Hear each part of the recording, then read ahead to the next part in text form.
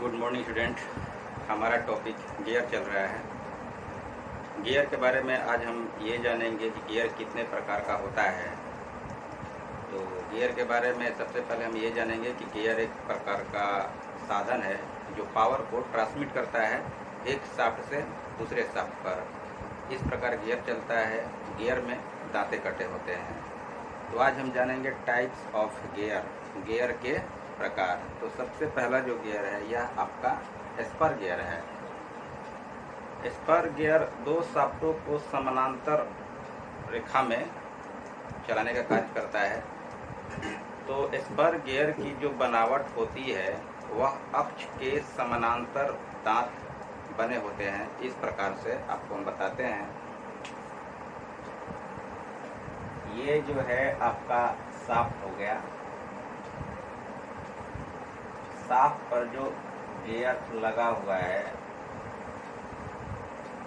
इस पर जो टूथ कटेंगे वह अक्ष के समानांतर, अक्ष एक्सिस लाइन जिसको कहते हैं, अक्ष जो है ये आपके शाफ्ट के बीचों बीच होगा। तो इस पर जो दांत कटे होते हैं वह अक्ष के समानांतर इस प्रकार कटे होते हैं। तो इस गियर के साथ दूसरा गियर अर्थात ड्रिवेन गियर को मैच करके चलाया जाता है। ड्राइवर गियर के साथ अगर ड्रिवेन गियर को मैच करते हैं तो वह ड्राइवर गियर के चाल के विपरीत दिशा में चलेगा। अर्थात अगर आपका ड्राइवर गियर क्लॉकवाइज चल रहा है तो ड्रिवेन गियर एंटी क्लॉकवाइज घूमेगा।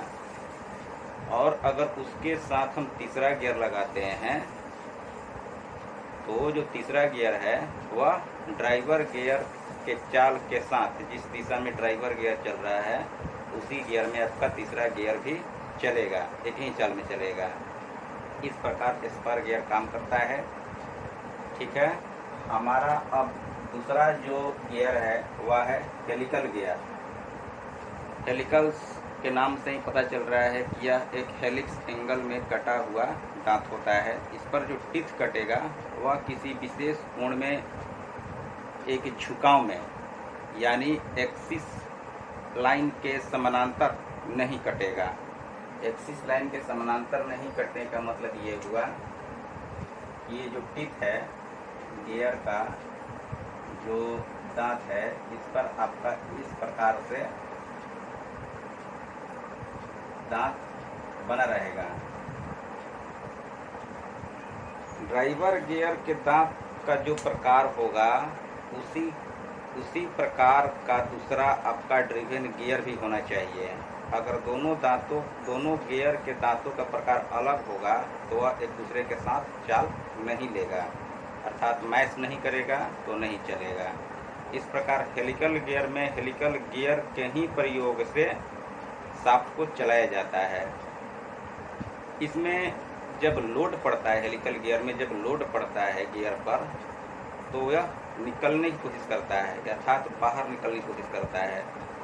इसलिए इसका प्रयोग वैसे मशीनों पर किया जाता है जहां अधिक लोड अगर हो रहा है तो गियर जो है एक दूसरे के संपर्क को छोड़ दे और मशीन पर कोई बुरा प्रभाव ना पड़े, अर्थात मशीन जो है आपका खराब ना हो। तो वहाँ पर जहाँ अधिक लोड की संभावना होती है वहाँ पर हेलिकल गियर का प्रयोग किया जाता है। अब है आपका तीसरा herring bone gear. Herring bone gear, इसमें जो दांते कटे होते हैं वह भी आकार में कटे होते हैं, यानी गियर के ये जो गियर है गियर के अक्ष के दोनों तरफ गियर का एक्सिस लाइन ये होगा। इस पर इस प्रकार से जो है गियर कटा होता है। इसका प्रयोग भी भारी लोड में किया जाता है। इसका प्रयोग भी भारी लोड में किया जाता है।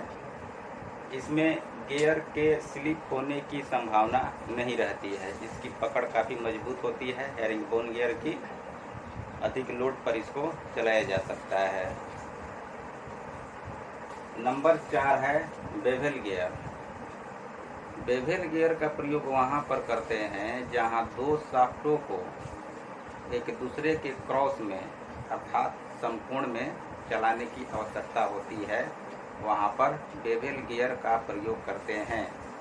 बेवल गियर में जो टीथ कटे होते हैं वह अक्ष के समानांतर झुके हुए होते हैं, अर्थात एक प्रकार का आप लट्टू समझ सकते हैं। लट्टू की जो बनावट होती है, लट्टू की बनावट होती है उसके अनुसार उस पर गियर कटे होते हैं। इस प्रकार अगर दो शाफ्टों को चलाना है समकोण में, इसको समझने के लिए हम आपको बताते हैं। इसको आप इस तरह के समझ सकते हैं। एक शाफ्ट आपका ये है, ये हुआ शाफ्ट, दूसरा शाफ्ट आपका ये है।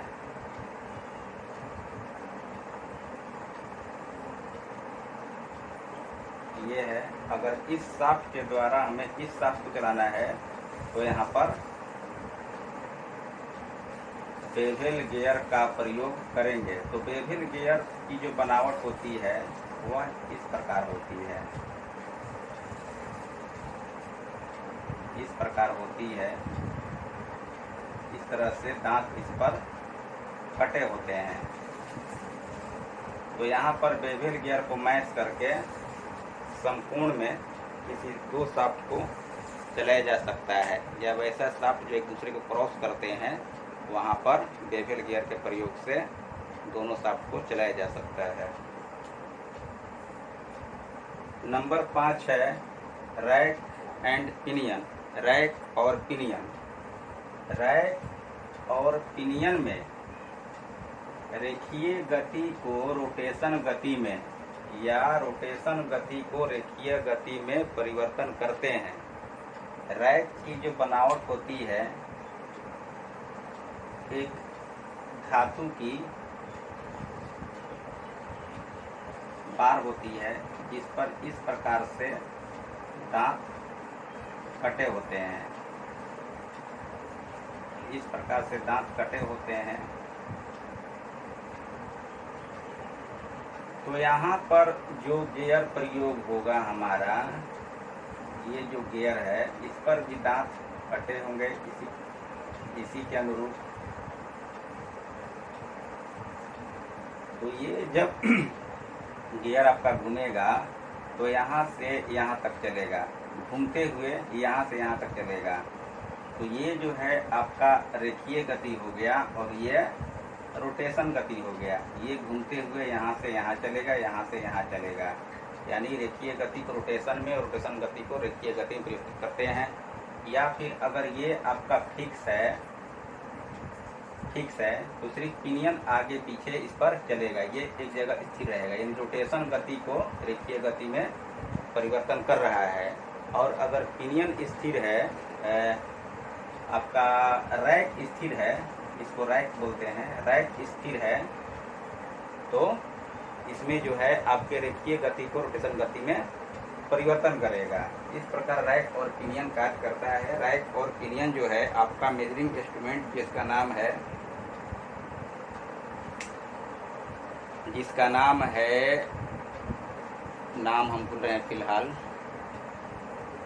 इसमें प्लंजर कार्य करता है, उसमें इसका प्रयोग होता है। बता देंगे, बाद में पूछ लीजिएगा।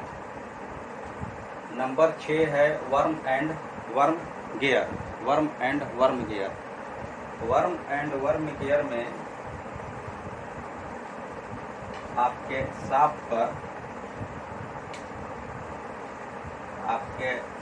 पर जो है चूड़ियाँ कटी होती है। इस प्रकार से चूड़ियाँ कटी होती है और इसके साथ जो गियर है ये कार्य करता है, इसके साथ ये कार्य करता है। तो इसमें क्या है, इस प्रकार का जो गियर है आपका जो मैनुअल खूंटी काटने वाला, चारा काटने वाला जो मशीन होता है उस पर आप वर्म गियर को देख सकते हैं, उसमें इसका प्रयोग किया जाता है। तो आपको आज बताया गया 6 गियर के बारे में। इस गियर के बारे में आप लोग अच्छी तरह से जानकारी कर लीजिए।